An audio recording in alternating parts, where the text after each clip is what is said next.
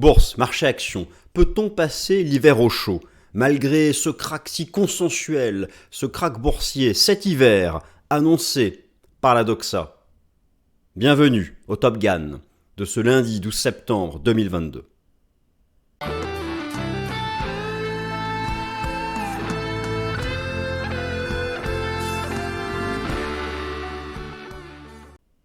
Alors bienvenue chers amis, bienvenue, j'espère que vous allez bien, que la rentrée se passe bien pour vous. Le marché action a rebondi sur support comme prévu, les 3900 points du S&P 500, le dollar recule, les rates se sont stabilisés, le marché crypto rebondit, plus 10 le Bitcoin vendredi, me direz-vous il part de bas. Mais ça c'est la tendance court terme, le moyen terme, les prochaines semaines, cet hiver si rigoureux annoncé par tout le monde. D'ailleurs, vous en avez ici une image. Un hiver rigoureux. Électricité, pétrole, gaz naturel.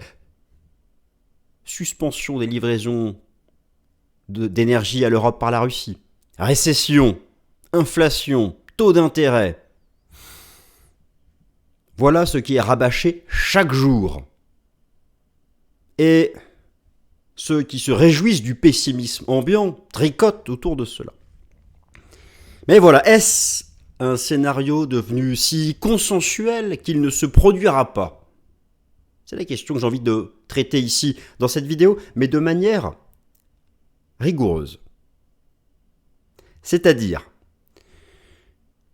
va-t-on vraiment avoir cet hiver une envolée de l'inflation, une hyperinflation énergétique? Pourtant, depuis le début de l'été, le prix des matières premières ne cesse de reculer. Je vais vous montrer, je vais vous faire un topo complet. Car en fait, tout part de là, chers amis. Comment se projeter sur ce que sera l'inflation cet hiver? Comment envisager le calcul du taux d'inflation en novembre et en décembre? Vous allez voir, c'est très simple, c'est des maths de base. Les graphiques nous aident à cela. Comment expliquer le rebond la semaine dernière du marché action? Mais rappelez-vous mes super baromètres d'infrastructure du marché pour l'attrait ou l'aversion au risque. Ils ont encore produit des effets remarquables la semaine dernière. Mes ratios sectoriels, mes ratios cross-asset. Voilà un peu le programme qui nous attend. Et donc, j'espère que vous êtes bien installés. Et puis c'est parti, on attaque. Je me réduis. Et au passage, je vous rappelle donc que cette vidéo est enregistrée aussi, donc est disponible au format podcast sur les principales plateformes d'écoute que vous connaissez naturellement, toutes et tous, en suivant le même titre. Bourse, peut-on passer l'hiver au chaud malgré le krach anticipé par la Doxa? Mais qu'est-ce que la Doxa? La Doxa, c'est le consensus. Cette idée si consensuelle.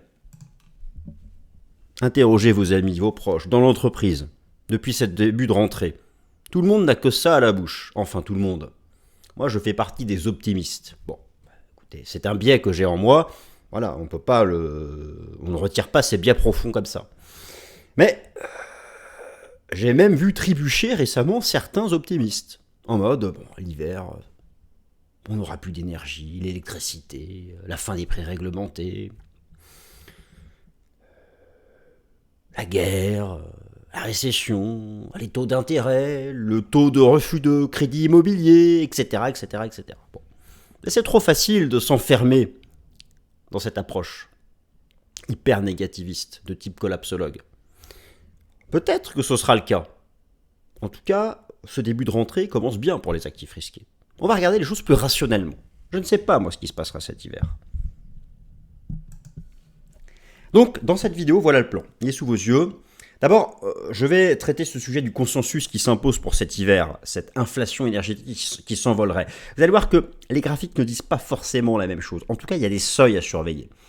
Prix de l'énergie, inflation, comment anticiper les prix cet hiver? L'analyse graphique apporte beaucoup de réponses. S&P 500, le support des 3900 points, a tenu la semaine dernière. Pourquoi? Vous allez voir encore à quel point le marché était contrarien. Il a tenu parce que certes c'était un gros support technique, il y avait des divergences, mais il a tenu parce que tous les particuliers étaient vendeurs, comme d'habitude. Le marché est contrarien, prend à contre-pied, prend à revers le consensus. Il l'a encore fait la semaine dernière. Au-delà de ça, il y a l'aspect d'infrastructure, l'aspect long terme. Et pour ça, moi, je regarde l'approche sectorielle, tous les secteurs. Le marché action, chers amis, il est rassemblé dans des secteurs d'activité. Je vais tout vous réexpliquer, vous allez voir. Et tout est sur TradingView, sur les plateformes. C'est hyper simple à trouver. Vous créez des ratios. On peut faire l'analyse technique des ratios. D'ailleurs, je vais vous présenter mon ratio ultime qui marche tellement bien depuis 2 semaines. Le ratio crypto sur S&P 500. Imaginez le ratio. Dans les actifs risqués, les cryptos, il n'y a rien de pire. Les cryptos sur le marché action, 2 actifs risqués, numérateur sur dénominateur, crypto sur marché action. Si ce ratio donne un signal haussier, c'est que le point bas est fait. A-t-il donné un signal haussier ? Ça, vous allez le découvrir. Mais voilà, moi je travaille comme ça. J'observe au-delà des masses médias, je regarde mes indicateurs. Voilà, me direz-vous, je me trompe souvent, c'est pas faux. Bon, écoutez, voilà. Chacun, bien sûr, ici se fait son propre avis. Alors, la Doxa promet un hiver dur, un hiver à 19 degrés et un krach boursier. Flambée du prix de l'énergie. Tout y passe, le charbon, l'électricité, le gaz, le pétrole. L'envolée des taux d'intérêt, ce qui est une réalité, vous le savez si vous suivez ces émissions régulièrement. Des entreprises, des particuliers, taux à la consommation, taux au crédit immobilier, taux des États, chute du prix de l'immobilier. Oh, Paris intramuros, ça fait moins 2% depuis le début de l'année. Moins 2%. Oh. Bon, je me souviens encore qu'en 2005, on a passé 5 000 € le mètre carré, tout le monde déjà disait le point haut. Bon, on connaît la suite. Les guerres, les menaces, l'arrêt des livraisons d'énergie à l'Europe, notamment du gaz russe. L'Europe qui veut plafonner les prix, la réaction potentielle russe, la récession économique, la chute des marchés actions. Bon, voilà. On nous annonce un hiver où, finalement, être au coin du feu serait le plaisir ultime. Est-ce que cela va vraiment se passer ? Écoutez, voilà le raisonnement actuel qu'il faut avoir. Effectivement, l'hiver 2022, c'est l'enjeu du prix de l'énergie et tout va découler de ça. J'insiste. Tout va découler du prix des matières premières. Le prix des matières premières alimentant le prix des biens et services. Le prix des biens et services constituant l'inflation générale. Cette inflation générale qui cause actuellement des politiques monétaires hyper restrictives des banques centrales. Ces politiques monétaires hyper restrictives des banques centrales qui augmentent la probabilité d'une récession économique. Voilà, le schéma hyper simplifié. Ce schéma hyper simplifié, je me suis permis de vous le remettre à gauche. Alors, va-t-on avoir un hiver rigoureux ? Eh bien, dans ce cas, tournons-nous vers les matières premières. Analysons les matières premières. Comment faire ? Il y a une façon simple de faire si vous ne voulez pas vous embêter à analyser toutes les matières premières qui comptent. On va quand même regarder les graphiques des principales. Mais vous avez un indice composite qui est le Commodity Research Bureau Index, CRB Index, qui se compose depuis 2005 de ces 19 matières premières dont vous avez la pondération ici. Et donc, vous avez à la fois de l'énergie, vous avez des métaux, des matières premières agricoles, des métaux précieux, des produits agricoles, il y a tout. Et vous avez ici le poids. On peut parfaitement faire l'analyse technique de cet indice CRB Index. D'ailleurs, il est là. Eh bien, va-t-on vers un hiver rigoureux ? Vous l'avez à gauche en données hebdomadaires et à droite en données journalières. Je vous ai déjà montré ça, mais dans le Fast and Forex du mercredi. Qu'un signal baissier a été donné mi-juin dernier. D'ailleurs, ça a été le point de départ du rebond des actions. Il n'y a pas de secret. Vous avez ici l'analyse technique du CRB Index, le choc boursier de la crise sanitaire, l'envolée. Ici, c'était le signal d'achat sur la ligne de MACD. Il y a eu le signal de vente équivalent en juin dernier. La divergence aussi du RSI, c'était de toute beauté. Nous sommes encore en phase de repli. Alors certes, à court terme, on est soutenu par la moyenne mobile à 30 semaines, mais je ne serais pas surpris que ça cède. En clair, ce prix des matières premières, cet indice composite, comment est-ce qu'on calcule, en fait, un taux d'inflation ? Comment déterminer ce que sera la valeur du prix des matières premières, celles qui sont censées provoquer la crise à l'hiver, cet hiver ? On va regarder le pétrole, le gaz naturel, le charbon, le bois, le blé. Quel sera le niveau de l'inflation énergétique au cœur de l'hiver ? D'ailleurs, au passage, parenthèse, cette semaine, le temps fort fondamental de la semaine est la publication mardi 13 septembre, des chiffres de l'inflation au mois d'août aux États-Unis. Alors j'insiste, cette semaine, Mardi 13, vous avez l'inflation au mois d'août aux États-Unis. Jeudi, des statistiques d'activité aux États-Unis. Ce sont les dernières statistiques avant la décision de politique monétaire de rentrée de la Fed le mercredi 21 septembre. Donc, voilà, c'est vraiment clé le chiffre de main de l'inflation. Et l'hiver approche. Alors, me direz-vous, j'ai sauté une saison, j'oublie l'automne. Bon, comprenez bien que lorsqu'on parle d'hiver, là, tout le monde commence à penser à la période octobre à décembre. Car oui, bon, bah écoutez, prenez des grandes copropriétés, en général, l'activation des chauffages, ça commence à partir d'octobre. Là, les températures baissent et les particuliers commencent pour certains les plus frileux à se chauffer. Mais ça pourrait anodin ce que je dis, c'est la réalité. Ça commence maintenant. Donc là, demain, ce sont les chiffres de l'inflation au mois d'août aux États-Unis. Donc, c'est le temps fort fondamental de la semaine. Alors, comment se projeter sur ce que sera l'inflation cet hiver ? On va regarder les graphiques. Vous allez voir, c'est pas forcément mécanique cet hiver tellement rigoureux. D'ailleurs, commençons par le prix du pétrole, mes amis. Vous l'avez à gauche en données hebdomadaires, à droite en journalier.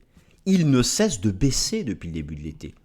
Le pétrole brut texan américain, à gauche en hebdo, à droite en journalier. Il ne cesse de baisser depuis juin dernier. Quelle sera la valeur de l'inflation cet hiver ? On va prendre le graphique hebdomadaire.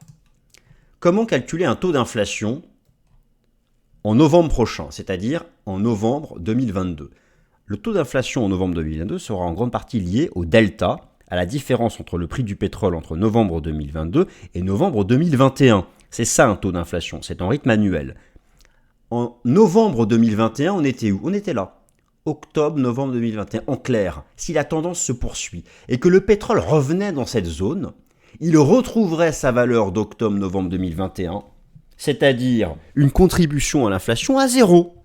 En clair, si le prix du pétrole poursuit sa dynamique de repli actuelle, en octobre-novembre, il n'y a plus d'inflation pétrolière. Les taux d'inflation chuteront mécaniquement. Et derrière, les biens et services. Je ne dis pas, bien sûr que ça peut rebondir, mais il faut bien comprendre comment ça marche. Au-delà des on dit, tout va exploser cet hiver, regardons les faits. Donc, voilà où nous sommes. Et techniquement parlant, depuis tous les signaux baissiers de juin dernier, ce qui a été le point de bas des actions, la dynamique de baisse se replie. Et moi, je ne serais pas surpris de voir le prix du pétrole revenir chercher cette zone. D'ailleurs, en données journalières, je relève quelque chose que j'aime bien. Ici, c'était le Death Cross de la crise sanitaire, février 2020, le Golden Cross de l'annonce des vaccins. Et là, qu'est-ce que nous aurions eu ? Un Death Cross. Si le pétrole devait poursuivre ce repli depuis début juin, et qu'il revient dans cette zone octobre-novembre 2021, on se retrouve en octobre-novembre 2022, inflation zéro. En tout cas, du pétrole. Le gaz naturel pose davantage problème. Effectivement, le gaz naturel, je vais vous le montrer ici en données mensuelles, il s'est envolé. Très bien, il a tendance à vouloir se stabiliser, il s'est approché d'un objectif de cours théorique, ici à $10.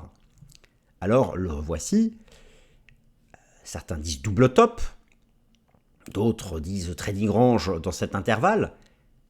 Il y a une forme d'incertitude, il est vrai, pour le gaz naturel, car on ne sait pas ce que sera. Alors, les États européens ont rempli leur stock au maximum, mais c'est vrai que la Russie conserve cette capacité à arrêter d'approvisionner l'Europe. Mais financièrement parlant, le veut-elle vraiment ? C'est plus complexe du côté du gaz naturel, c'est aussi plus complexe du côté du marché de l'électricité, où effectivement vous avez ici les données d'RTF France, qui comparent le prix du mégawatt dans différents pays entre le 12 septembre 2019 à droite et le 12 septembre 2022 à gauche. Bon, ça fait x8, mais là vous avez les prix du marché de gros. Pour les particuliers, nous avons des prix réglementés.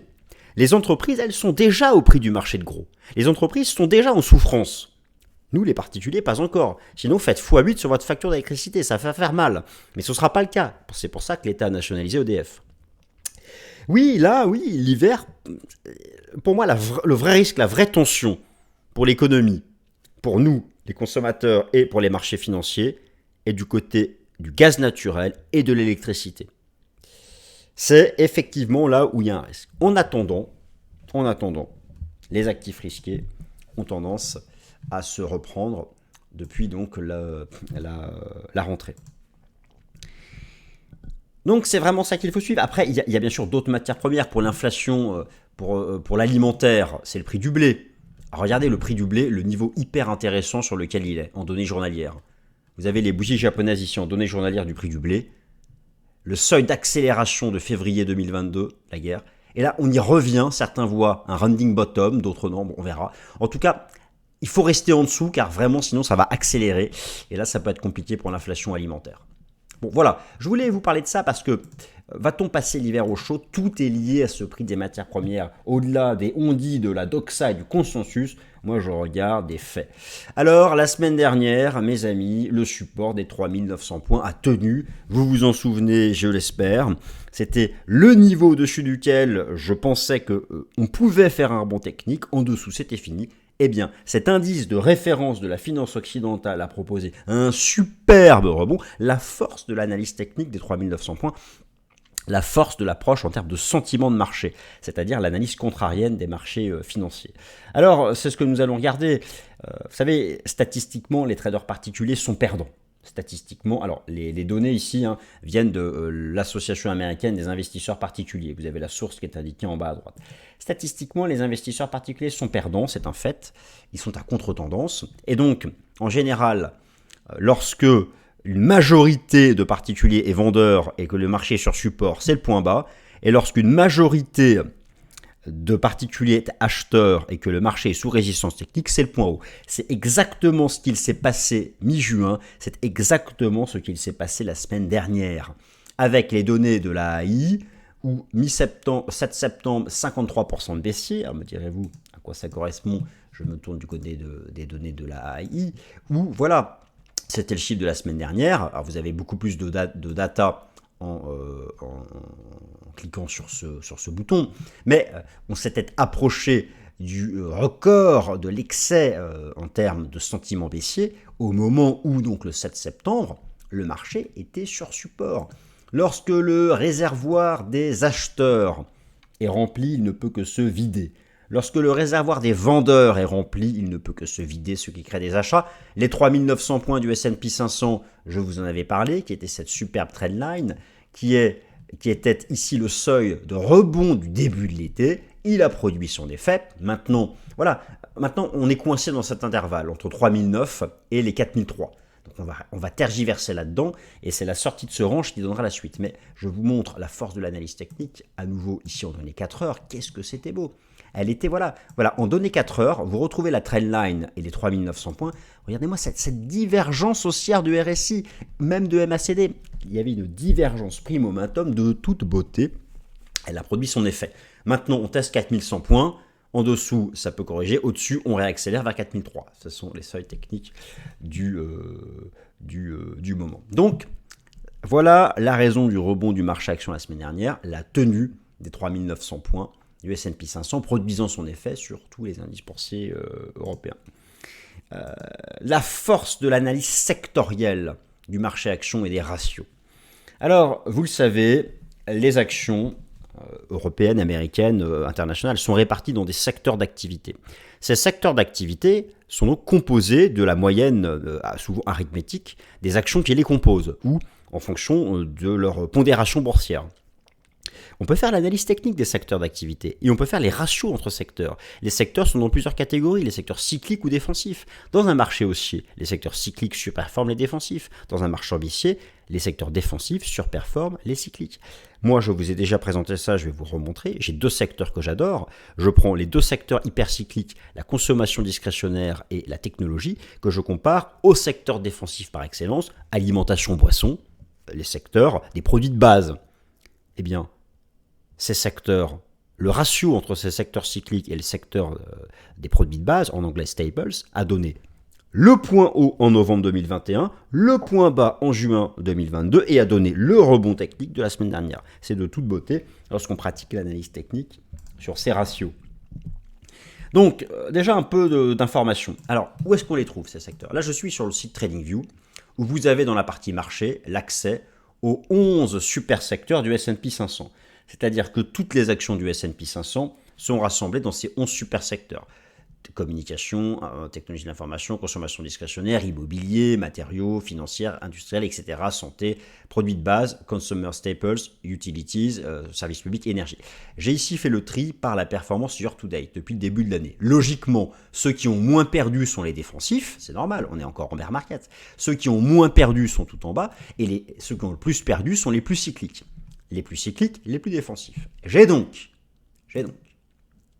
retravailler mes deux ratios. Celui-ci, vous le connaissez. Le ratio consommation discrétionnaire sur produit de base, qui a donné le point haut dès novembre 2021, un mois avant le retournement du S&P 500, qui a donné le point bas, vous vous en souvenez, c'était en juin 2022 avec la divergence, et la semaine dernière, on a juste fait un pullback. La courbe reste haussière, le numérateur continue de surperformer le dénominateur, le secteur de la consommation discrétionnaire continue de surperformer les produits de base, nous restons en phase de rebond. Un autre secteur beaucoup plus intéressant pour le long terme, le secteur tech sur les produits de base.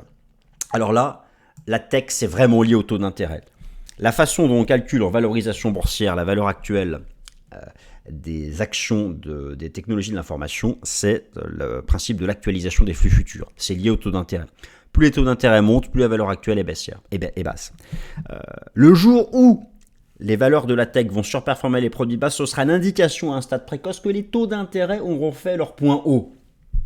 Alors, en juin dernier, il y a eu, regardez, c'était mi-juin, fin juin, la divergence haussière, la ligne de tendance propre.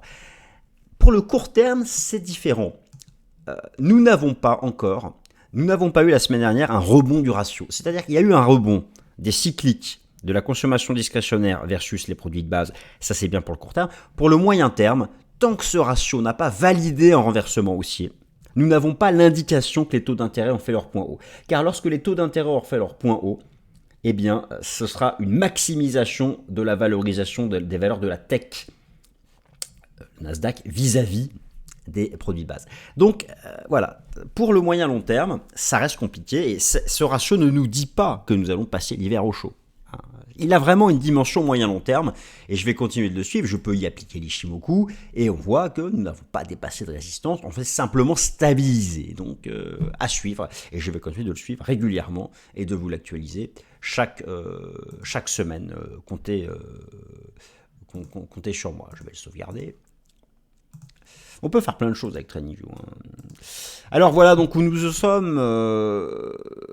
Au passage, n'hésitez pas à me suivre sur Twitter si mon travail vous intéresse. Mon compte Twitter est précisé ici sur ce slide.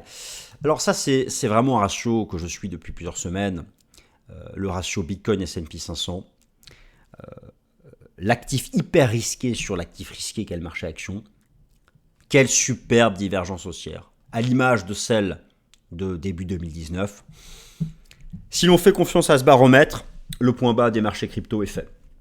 Si le point bas des marchés crypto est fait, c'est vraiment qu'on ne va pas passer l'hiver rigoureux qu'on nous promet. Le marché crypto, ça représente la confiance. Si lui devait redevenir haussier, c'est vraiment que la finance institutionnelle redevient confiante. Il n'y a pas plus risqué que les cryptos en termes de volatilité, de max drawdown, etc. Restons calmes, une divergence haussière vient d'être validée, effectivement, on le voit à travers le comportement des altcoins, à travers le double bottom potentiel du cours du Bitcoin sur les 19 000 $. Bon, restons prudents. Mais ça, je vais le suivre aussi tous les jours. Et là, il nous dit que, en tout cas, la fin de l'été, début d'automne, ne devrait pas être rigoureux pour les marchés financiers. À voir ensuite la suite. Mais ça, c'est un de mes baromètres ultimes. Vous savez, j'en ai un certain nombre. Vous avez fait une vidéo avec mes 10 baromètres d'infrastructure du marché. Donc celui-là, je vais vraiment le suivre. Bon, en tout cas, voilà donc où nous en sommes, chers amis. Et pour le S&P 500, j'attends un range entre 3009 et 4003. Et ce range, le marché en sortira lorsque des fondamentaux en détermineront la sortie. Et à suivre, l'inflation mardi aux États-Unis et surtout mercredi 21 septembre, la Fed. Voilà, vous voyez donc que le scénario d'un crack annoncé par le consensus n'est pas si automatique que cela. Il conserve une bonne probabilité de réalisation. mais n'est pas sûr à 100%, comme le souhaitent profondément les collapsologues. Merci à toutes et à tous. Bonne semaine.